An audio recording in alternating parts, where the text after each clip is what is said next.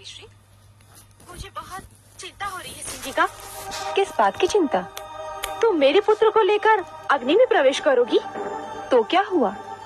मैं तो अग्नि में पहले भी प्रवेश कर चुकी हूँ और आप देख चुकी हैं कि अग्नि की लपटें मेरे शरीर को छू भी न सकी।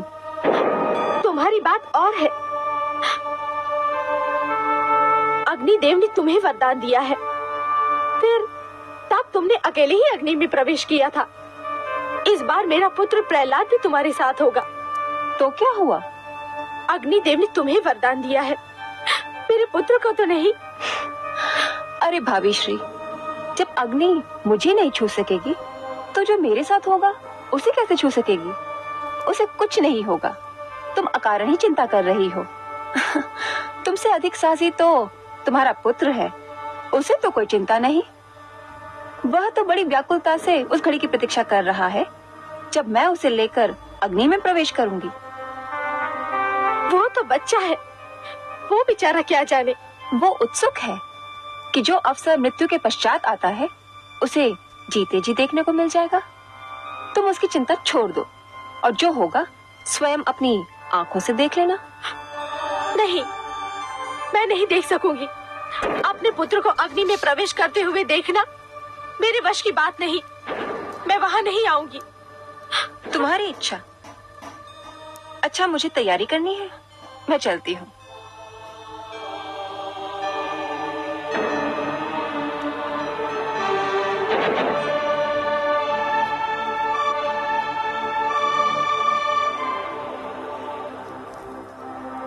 माताश्री तुम्हें लेकर अग्नि में प्रवेश करने वाली है।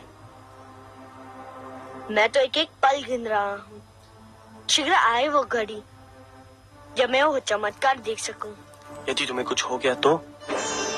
बुआ श्री कहती है मुझे कुछ नहीं होगा, मैं उनकी रक्षा में रहूंगा। और तुम्हें विश्वास है कि ऐसा ही होगा? हाँ, अग्निदेव का वरदान है उन्हें। पर तुम्हें तो नहीं है। तुम्हें कोई चिंता नहीं? मैं तो इतना जानता हूँ कि वही होगा जो मेरे विष्णु की इच्छा है, फिर मैं चिंता क्यों करूँ? इतना विश्वास है तुम्हें अपने विष्णु पर? इससे भी अधिक। क्या उन्होंने तुम्हें कोई शक्ति प्रदान की है? उन पर अटूट विश्वास ही तो मेरी शक्ति है। जो भी तुम्हारे विष्णु पर अटूट विश्वास रखेगा, क्या उसे शक्ति प्राप्त होगी? अवश्य भ्रातश्री, संसार में तो सारा खेल विश्वास ही का है। विश्वास ही तो शक्ति देता है। मुझे भी दे सकता है? हाँ हाँ, तुम्हें भी दे सकता है। यदि ऐसा है तो मुझे भी अपने विष्णु पर विश्वास करना सिखाओ।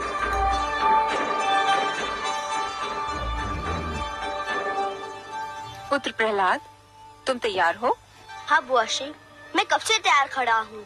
चलिए। चलो पुत्र। किंतु तुम्हारी माताश्री तो आ ही नहीं रही। क्यों? उन्हें भय लग रहा है। भय? किस बात का भय? उन्हें अग्निदेव के वरदान पर विश्वास नहीं है? मैंने भी उनसे यही कहा, किंतु उनका ये भय दूर ही नहीं हो रहा। मैं उनके पास जाऊंगा, मैं उन्हें लेकर ही आऊंगा। हमारी बात बीच में रहेगी भ्रातश्री। मैं उस शक्ति के विषय में इस प्रदर्शनी के बाद ही बताऊंगा। अच्छा अनुज,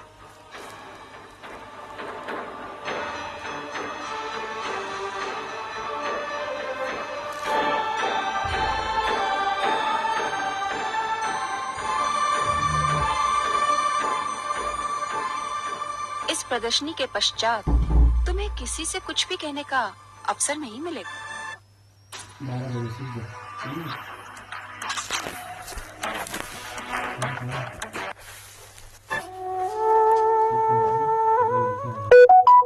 रुको, 1 घंटा कौन सुताई सुती।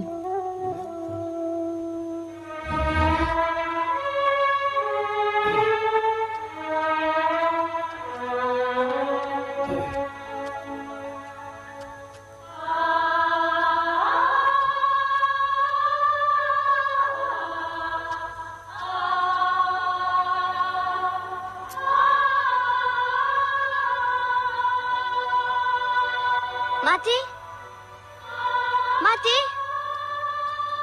माती, पुत्र, बुआशी कह रही थी कि तुम प्रदर्शनी में नहीं आओगी, हाँ पुत्र, वो सत्य कह रही थी। परंतु क्यों? मुझे बहुत भय लग रहा है। भय? तुम एक साहसी पुत्र की साहसी माता हो ना? केवल माता हो पुत्र, और कौन माता अपने पुत्र को आग की लपटों में घिरा देखेगी? और तू भी तो मूर्ख है। तेरी जिस बुआ ने तुझे सर्वकुंड भेजकर मरवाना चाहा था, उस पर फिर विश्वास कर लिया तूने? मुझे बुआशी पर नहीं, अपने वासुदेव पर विश्वास है। आप क्यों नहीं मेरे विष्णु पर विश्वास करती? करती हूँ पुत्र, करना चाहती हूँ। मैं ये भी जानती हूँ कि तुम्हारे जीवन पर अब तक जितने प्रहार हुए, उन सब से तुम बच निकले। परंतु पुत्र, तुम्हारे विरोधी बहुत ही शक्तिशाली हैं। मेरे विष्णु उनसे अधिक शक्तिशाली हैं। वह सदैव मेरी रक्षा करेंगे। पुत्र, ममता की भावना को तुम नहीं समझ सकते। सब कुछ समझते हुए भी मेरी ममता के पांव डगमगा जाते हैं। यह भय पीछा नहीं छोड़ता कि यदि इस बार तुम न बच पाए तो क्या होगा। मैं क्या करूंगी पुत्र? जब ये ध्यान आता है तो मेरी शक्ति टूट जाती है। मैं क्या करूं पुत्र? कहां से लाऊं मैं तुम्हारे जैसी शक्ति? जैसा अटूट विश्वास है मुझे अपने विष्णु पर, वैसा ही अटूट विश्वास आप भी जगा लीजिए। मेरी जैसी शक्ति आपको मिल जाएगी। अब बताइए, आप आएंगे न चमत्कार देखने? पुत्र, आपको मेरी सुगंध, आपको आना ही पड़ेगा। पुत्र, पुत्र,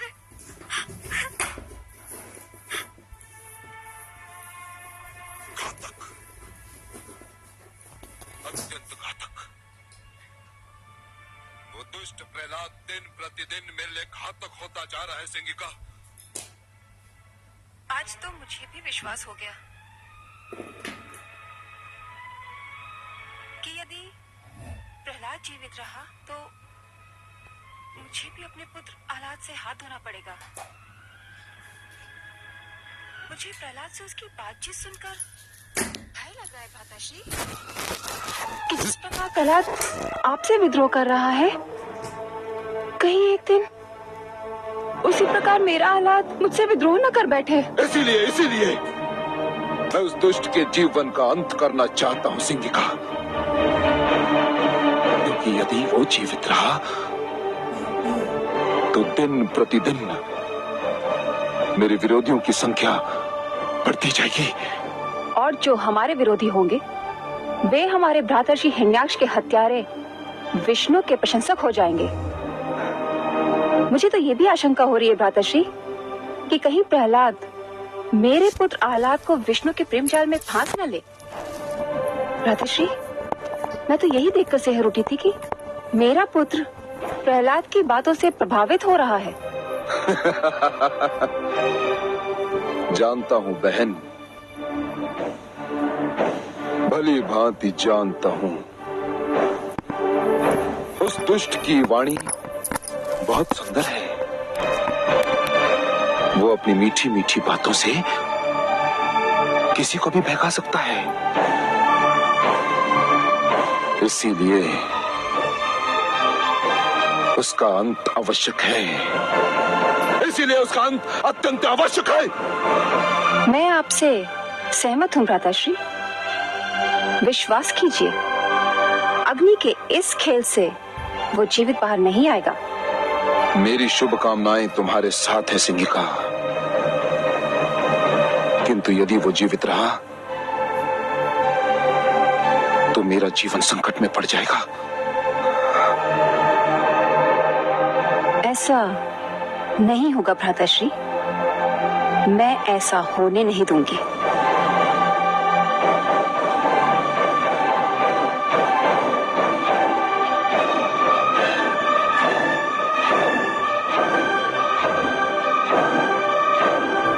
हे कमल नयन, सुना आपने? पुत्र प्रहलाद प्रहलाद ने अपनी माता से क्या कहा?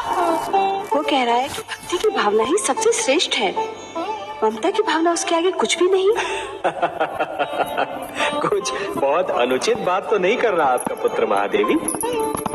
आप तो इस सत्य से भली भांति परिचित है कि सृष्टि में ईश्वर के अस्तित्व के अतिरिक्त बाकी सब कुछ माया है।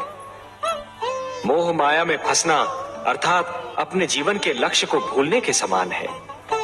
और जीवन का तो यही लक्ष्य है महादेवी कि अपने भीतर छिपी हुई ईश्वरी शक्ति को ढूंढकर बाहर निकालना, अपने भीतर छिपे हुए ईश्वर को ढूंढना। मोह तो भ्रमित करता है महादेवी और फिर भटकाता है, फिर वो मोह चाहे धन का हो या संतान का। परंतु हे दया सागर, माता और पुत्र का स्नेह तो आपकी दी हुई सुंदर देन है। अवश्य है महादेवी, परंतु कोई भी स्नेह अधिक महान नहीं होता। जीवन का तो वास्तविक उद्देश्य ही है कि ईश्वर के प्रेम में अहम को भूल जाना, क्योंकि ईश्वर से प्रेम हर प्रेम का स्रोत होता है। जिस प्रकार मरुस्थल की रेत दूर से जल के समान चमकती है, परंतु निकट जाकर ही यह ज्ञात होता है कि वो तो सूखी रेत है, जल नहीं। उसी प्रकार हर मोह निकट से केवल एक भ्रम सिद्ध होता है महादेवी। ईश्वर से प्रेम ही जीवन के उद्धार का कारण होता है। आपका पुत्र कयाधु की ममता से अपना मुंह नहीं मोड़ रहा महादेवी, वो तो केवल ममता की धारा को भक्ति की ओर मोड़ने का प्रयास कर रहा है, क्योंकि वो जानता है कि भक्ति में ही शक्ति होती है। लीजिए, आपके पुत्र की परीक्षा की घड़ी आ गई।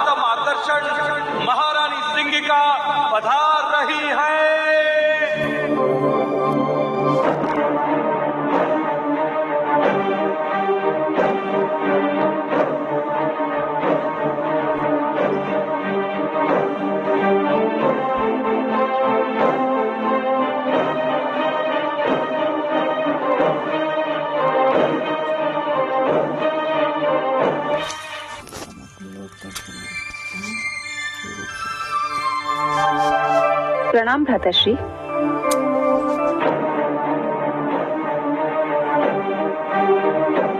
कहाँ है वो दुष्ट, मेरा बैरी, मेरा विरोधी? भाभी श्री को देने गया है। वह इस उत्सव में आना ही नहीं चाहती थी, परंतु प्रहलाद चाहता है कि उसकी माता भी इस अनुपम दृश्य को देखे। अभी उन्हें लेकर आता ही होगा। सिंगिका, उसकी मृत्यु अत्यंत आवश्यक है, अत्यंत आवश्यक। इस बार वो बचना नहीं चाहिए। नहीं बचेगा भ्राताश्री। आज आप अग्नि की लपटों का अद्भुत खेल देखेंगे। वही अग्नि जो मेरे शरीर को छू भी ना पाएगी। देखते ही देखते उसकी लपलपाती जीभ प्रहलाद के शरीर को चाट जाएगी। कुछ ही पलों में उसकी कोमल काया को राख में परिवर्तित कर देगी और वायु के झोंके उस राख को उड़ा ले जाएंगे। महारानी कयाधु, युवराज आह्लाद और राजकुमार प्रहलाद पधार रहे हैं।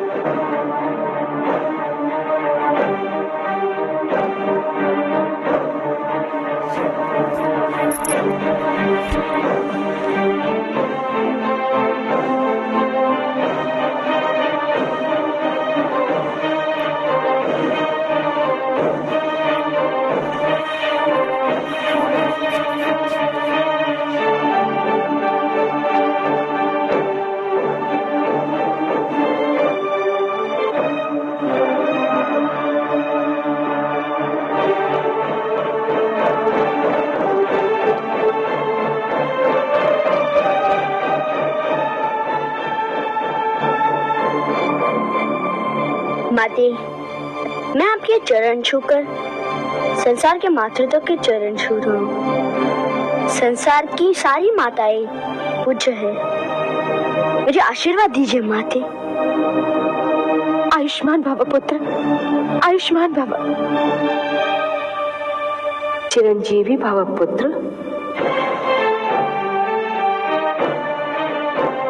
चलो पुत्र।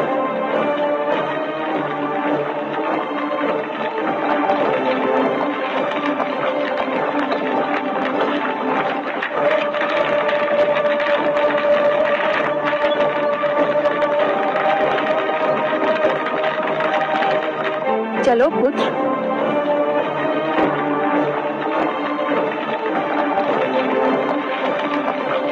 वो घड़ी आ ही गई पुत्र, जिसकी तुम बड़ी उत्सुकता से प्रतीक्षा कर रहे थे। मेरे भी जीवन की अनमोल घड़ी, तुम्हारे जीवन की अद्भुत घड़ी पुत्र। जो भी इस चमत्कार को देखेगा भूल नहीं पाएगा, और जो भी इस चमत्कार की चर्चा सुनेगा सिहर उठेगा। रहते महाप्रलय तक आज की इस प्रदर्शनी की चर्चा रहेगी। चलो पुत्र।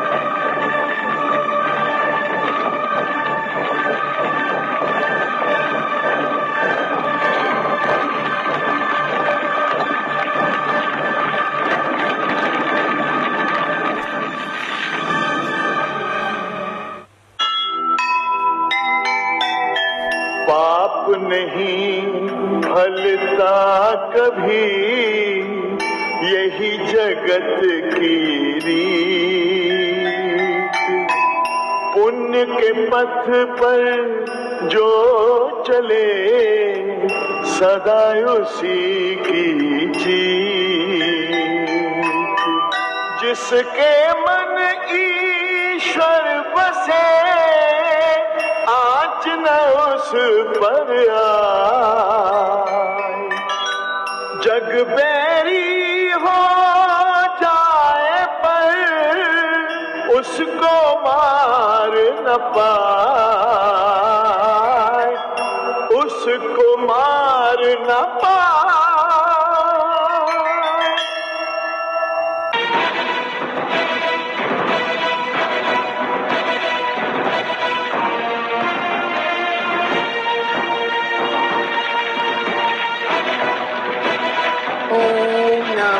भगवते वासुदेवाय। ओम नमो भगवते वासुदेवाय। ओम नमो भगवते वासुदेवाय।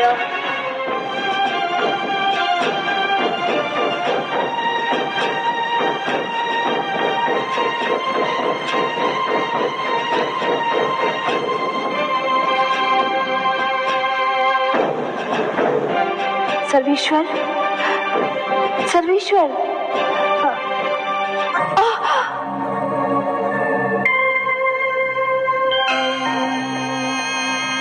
नारायण नारायण।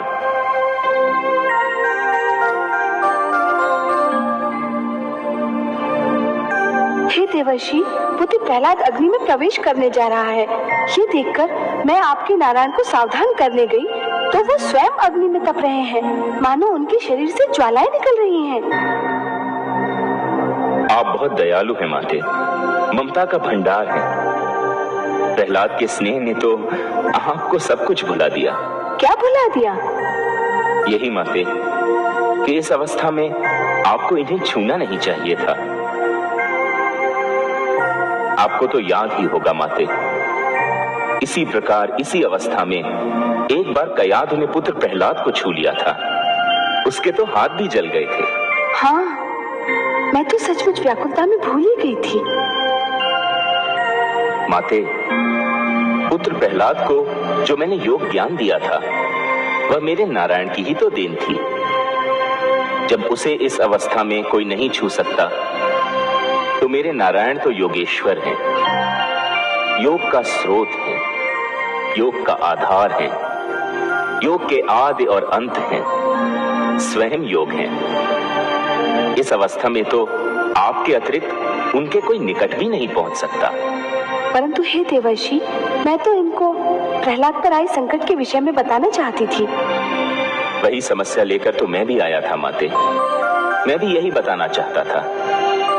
परंतु नारायण को इस अवस्था में देखकर लगता है कि मुझे मेरी समस्या का समाधान मिल गया, मुझे मेरे प्रश्न का उत्तर मिल गया माते। मेरी तो सारी शंकाएं मिट गईं। नारायण नारायण।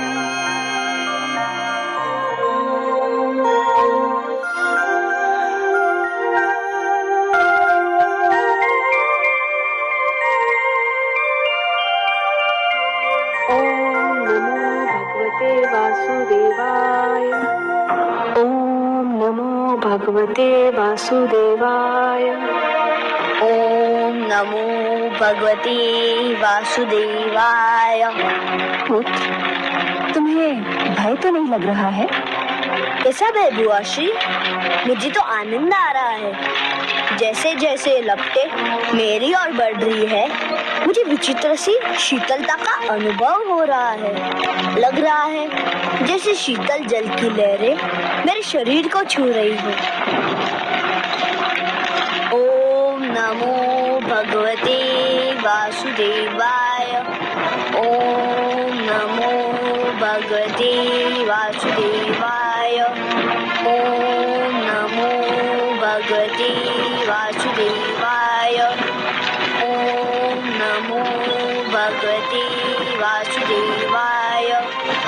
ओम नमो भगवते वासुदेवाय। ओम नमो भगवते वासुदेवाय। ओम नमो भगवते वासुदेवाय। ओम नमो भगवते वासुदेवाय।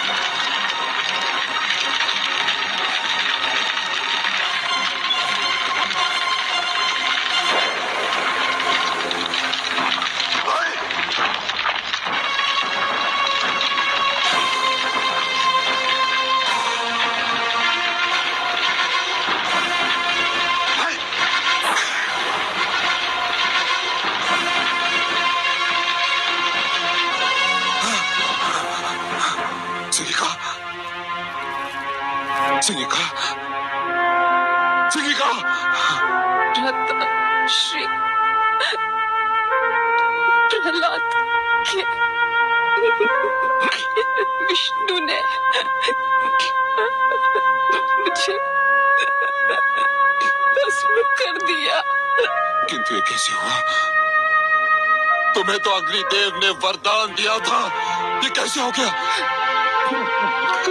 प्रहलाद की मायावी शक्तियों ने अग्निदेव के वरदान को बात दे दी। किसके मंत्र की शक्ति के आगे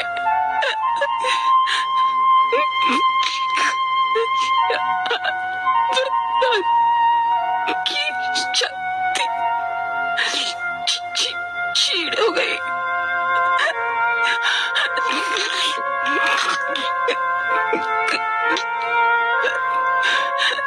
उसको जीवित नहीं छोड़िएगा, जीवित नहीं छोड़िएगा। माताश्री हमको भी मार डालेगा। नहीं, सिंहिका, सिंहिका, नहीं।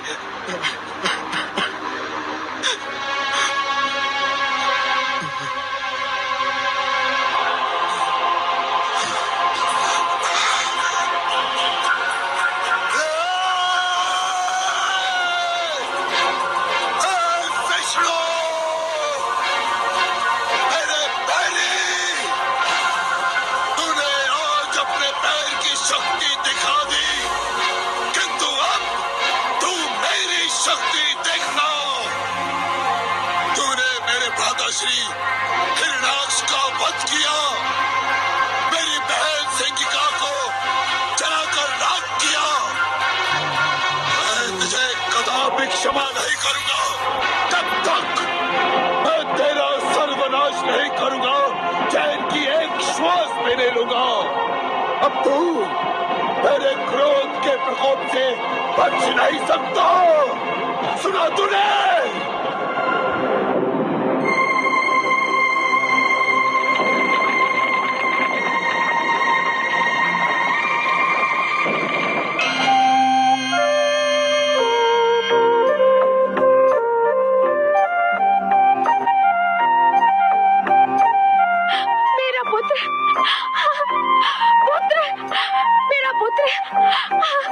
मेरे लाल, मेरा पुत्र।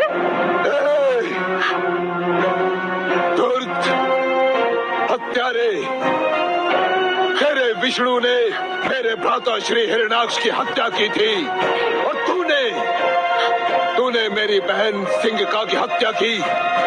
अब चाहे कुछ भी हो जाए, मैं तुझे जीवित नहीं छोड़ूंगा। चल। स्वामी, मेरे पुत्र को छोड़ दीजिए। स्वामी,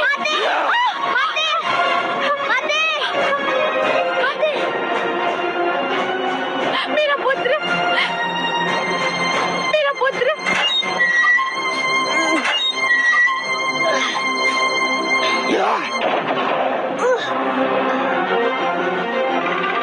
सेनापति, यदि इसे किसी ने भी भोजन अथवा जल दिया तो उसका वध कर दिया जाएगा। इसे कुछ नहीं मिलना चाहिए। सूर्य की किरण तक इसके समीप नहीं पहुंचनी चाहिए। ये अंधकार में ही जिएगा और अंधकार में ही अपना सिर पटक पटक कर अपने प्राण त्याग देगा।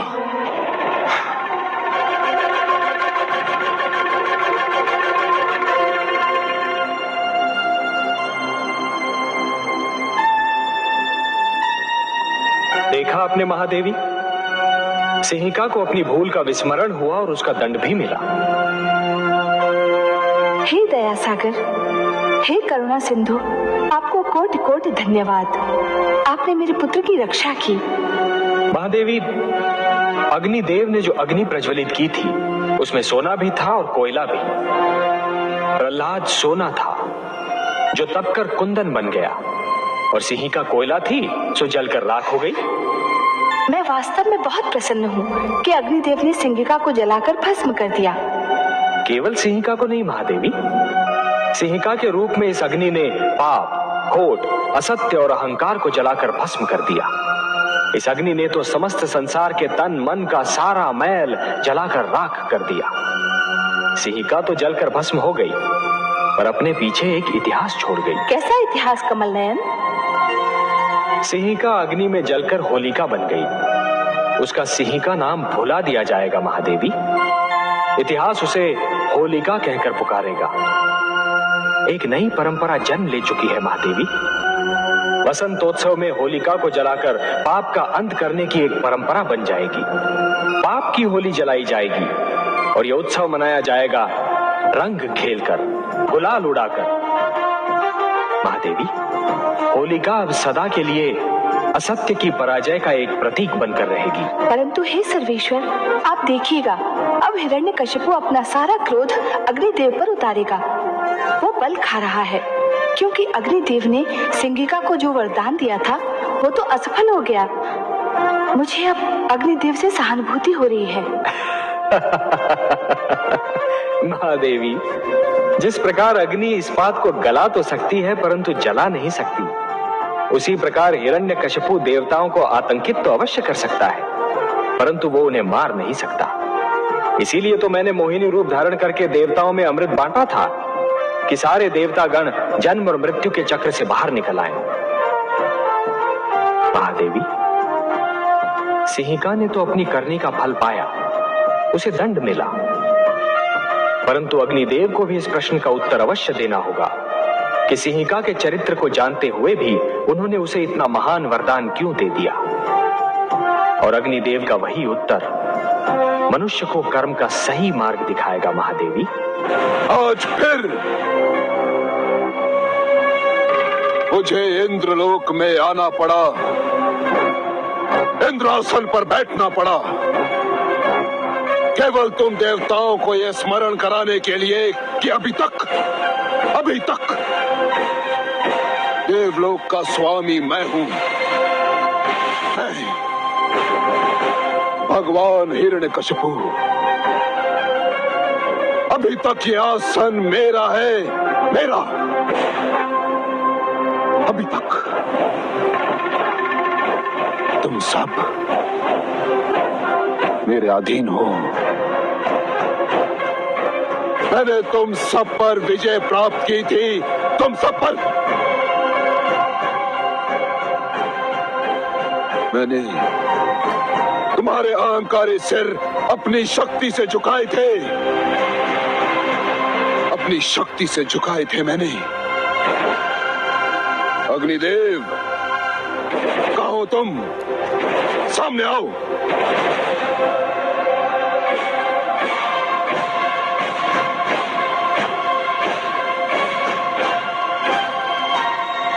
तुम स्वयं को देवता कहते हो, स्वयं को श्रेष्ठ समझते हो।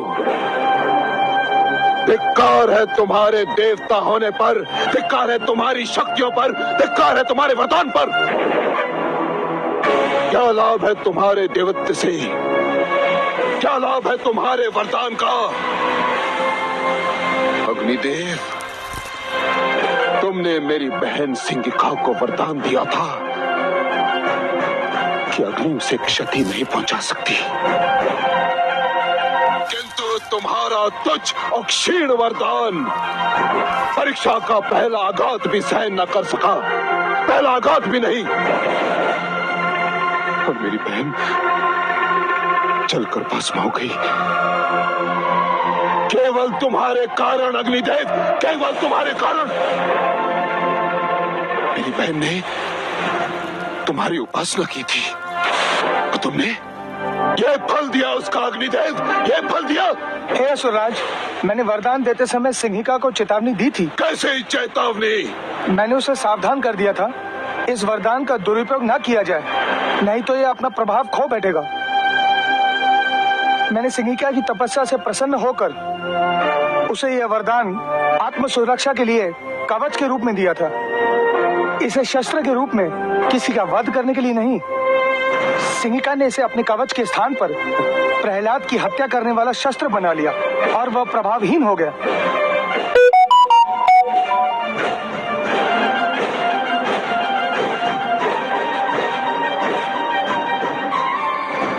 प्रभावहीन हो गया तुम्हारा वरदान। हाँ सुराज, वरदान किसी के लिए अपने सुख का कारण होना चाहिए, किसी और के दुख का कारण नहीं। और सिंगिका ने इस सत्य को भुला दिया, इसलिए वही हुआ जो होना था। इसमें मेरा कोई दोष नहीं और न मेरे दिए हुए वरदान का। सुराज, चली हो तुम,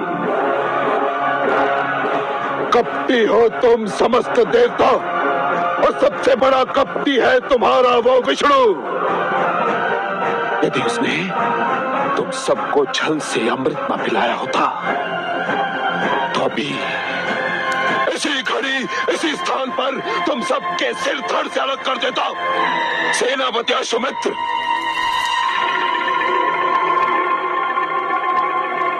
आ गया भगवान। ले जाओ इन समस्त देवताओं को और डाल दो इन्हें कारागार में, जहाँ ये भी प्रहलाद की भांति अन्न और जल के लिए तरसते रहे, आजीवन सड़ते रहे।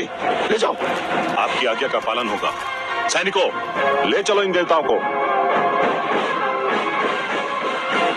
ठहरो, ऐसे नहीं, ऐसे ले जाओ जिसके ये देवता योग्य है। भेड़ बकरियों की भांति हाँकते हुए ले जाओ इन्हें। चलो,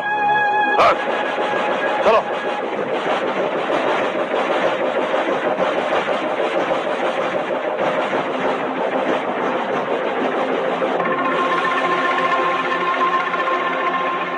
दुष्ट प्रहलाद ने तुम्हारी माता श्री, मेरी प्रियतमा, मेरी जीवन संगनी सिंगिका की हत्या कर दी।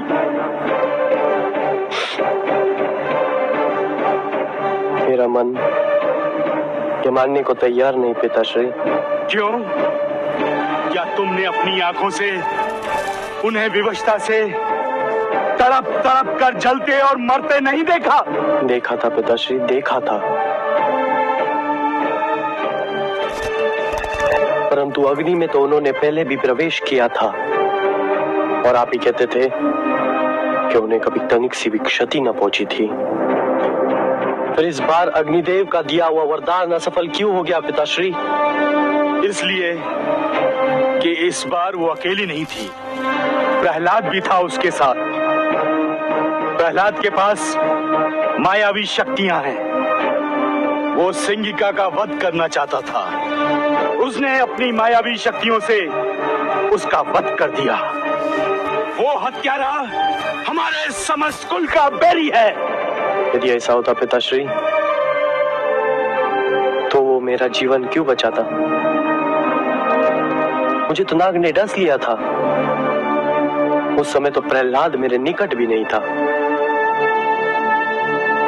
वो हमारे कुल का बैरी होता पिताश्री, तो मेरे मृत शरीर के पास आता ही क्यों? परंतु वह आया। उसने अपने विष्णु से मेरे जीवन की भिक्षा मांगी और मैं फिर से जीवित हो गया पिताश्री, फिर से जीवित हो गया। उसने तुम्हें सम्मोहित कर दिया है।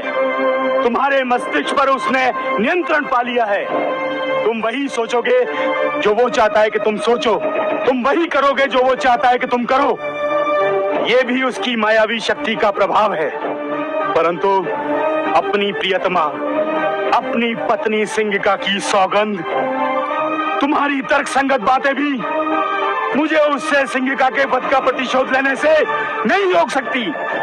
मैं अपनी मायावी शक्ति से उसकी मायावी शक्ति को चकनाचूर कर दूंगा। वो मूर्ख नहीं जानता कि कामरूप नरेश विप्रचिति कौन है, क्या है।